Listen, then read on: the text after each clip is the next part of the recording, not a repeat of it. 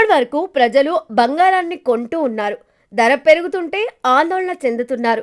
కానీ త్వరలోనే reverse trend మొదలవుతుంది. అంటే అంతర్జాతీయ పరిణామాలు, ట్రంప్ వైఖరి, ఈయూ నిర్ణయాలు, చైనా రష్యా వ్యవహార శైలి వంటి అంశాలన్నీ బంగారం ధరలపై ప్రభావం చూపించగలవు. అందువల్ల ఈ సంవత్సరం ప్రపంచం రెండు అంశాల్లో ఒకటి చూడగలదు. ఒకటి, బంగారం ధరలు విపరీతంగా పెరగడం. రెండు, బంగారం ధరలు కుప్పకూలడం. ప్రజలు తమ దగ్గర ఉన్న బంగారాన్ని అమ్మేస్తారు. ఇందుకు మూడు ప్రధాన కారణాలు కనిపిస్తున్నాయి. అవి ట్రేడ్ బజూకా, రెండు బంగారం ధరలు, మూడు ప్రపంచ అల్లకల్లోలం. ఈ మూడు అంశాలు ఈ సంవత్సరం ప్రపంచాన్ని ఉక్కిరిబిక్కిరి చేయబోతున్నాయి. వీటిలో రెండు ఇప్పటికే మొదలైపోయాయి. ఇక వీటికి ట్రేడ్ బజూకా తోడవుతుంది.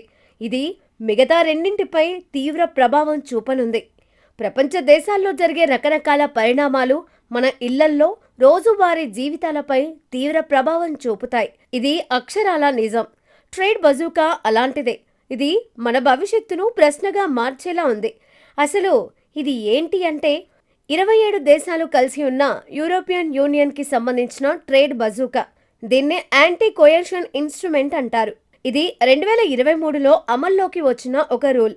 దీని ప్రకారం ఏ దేశమైనా ఈయూపై ఆర్థిక బెదిరింపులకు పాల్పడితే ఈయూ సభ్య దేశాలన్నీ కలిసి ట్రేడ్ బజూకా అస్త్రాన్ని ప్రయోగిస్తాయి.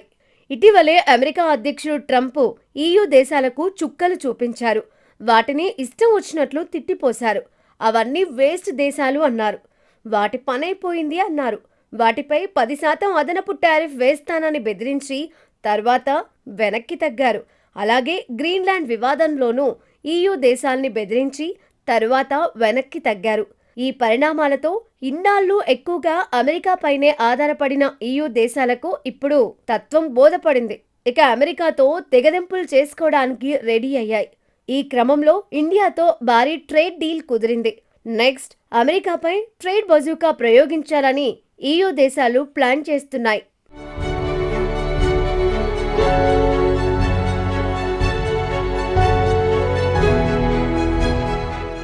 అమెరికాపై ట్రేడ్ బజూకా ప్రయోగిస్తే ఈయూ టారిఫ్స్ పెంచగలదు.